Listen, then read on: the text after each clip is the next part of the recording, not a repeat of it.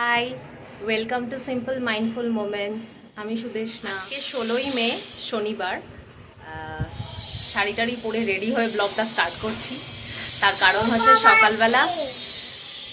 সকালবেলা গিয়েছিলাম পুজো দিতে, আজকে ফলাহারিণী অমাবস্যা, সেই জন্য। আর এখন ঘরের সব কাজবাজ করে ব্রেকফাস্ট করব। তারপর রেডি হয়ে বেরিয়েছিলাম মায়ের কাছে যাব বলে। গোগল কিন্তু একদম রেডি। আমাকে নিজের থেকেই ওই দিনকে বললো যে আমি টুপি পরবো, আমাকে টুপিটা বার করে দাও। নিজেই স্টাইল করছে, নিজেই পরছে।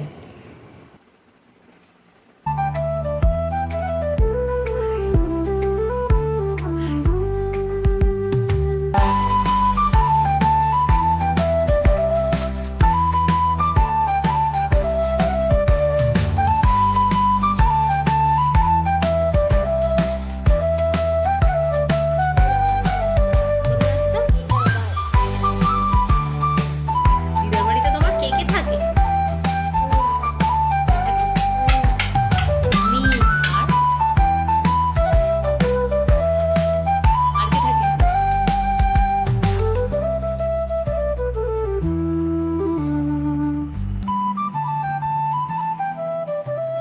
দেখো, দরজা খুলে সে দিদার বাড়ি চলে যাচ্ছে গো। দরজা খুলে দিদার বাড়ি চলে যাচ্ছ?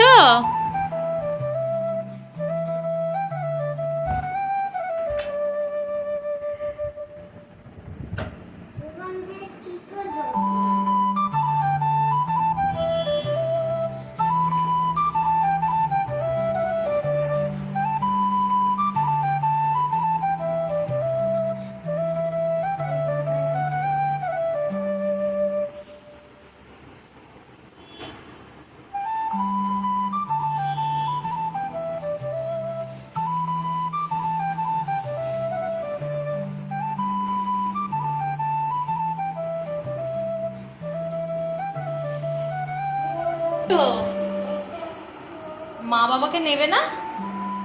মাম্মাকে নেবে না? বাবাকে নেবে না?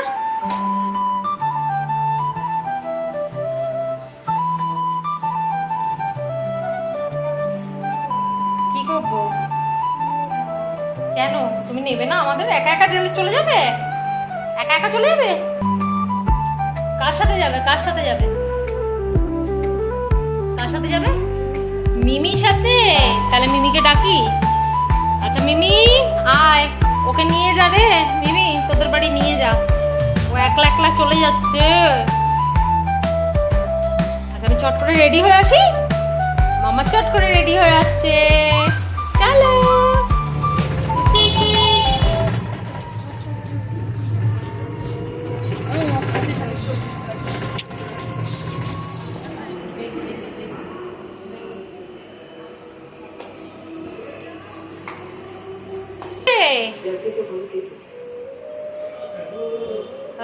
দাদা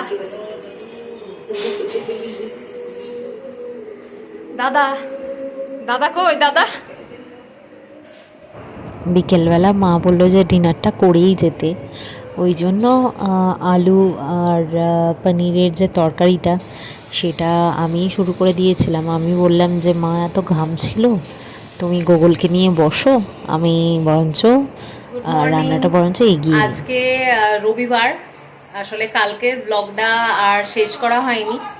মায়ের কাছ থেকে ডিনার করে একেবারে চলে এসেছিলাম। আর বাড়িতে আসার পরে টায়ার্ড হয়ে গেছিলাম, কারণ কালকে দুপুরবেলা গিয়েছিলাম আই চেক আপে। মানে আমার চোখ দেখাতেই গিয়েছিলাম। চোখটা প্রচণ্ড ইচিং হচ্ছিল, মানে অ্যালার্জি টাইপের হয়েছে। তো সেই জন্য ওষুধ দিলেন ডাক্তার।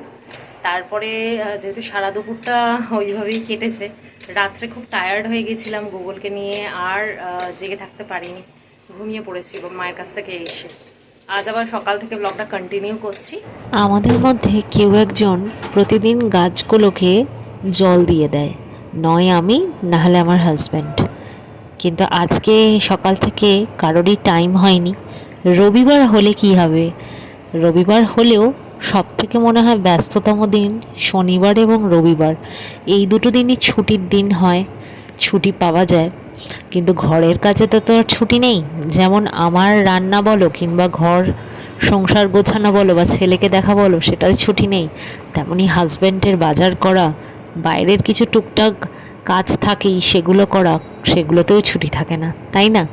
দুজনে মিলে মিলেমিশে যদি কাজগুলো করে নেওয়া যায়, তাহলে ঘর আর বাইরে দুটোই ব্যালেন্স থাকে। আর দেখো, এত রোদ পড়ছে আর এত গরম এই দুদিন ধরে। কলকাতায় তো প্রচণ্ড গরম, মানে রীতিমতো দেখাচ্ছিল আগের দিন টেম্পারেচার 37 ডিগ্রি দেখাচ্ছিল। প্রচণ্ড গরম, বাইরেটা যেন লু বইছে। গাছগুলোকে তাড়াতাড়ি করে জল দিয়ে নিলাম, মাটিগুলো একদম শুকিয়ে গেছিলো, পাতাগুলোয় একটু জল স্প্রিঙ্কল করলাম। গোগলো ঘরে ততক্ষণ খেলায় মত্ত ছিল, আমি চট করে গাছগুলোর এই দিকটায় জলের ব্যবস্থাটা ঠিক করে নিলাম। নাহলে ও যদি একবার চলে আসে, তখন আবার আর জল দিতে দেবে না, নিজেই গাছ সেবা করবে। আজকে আর ভিডিওটা বড় করছি না, এই পর্যন্ত ভিডিওটা রাখলাম। যদি ভিডিও কিছু ভালো লেগে থাকে, please like, share and comment করো। আজকে আসছি।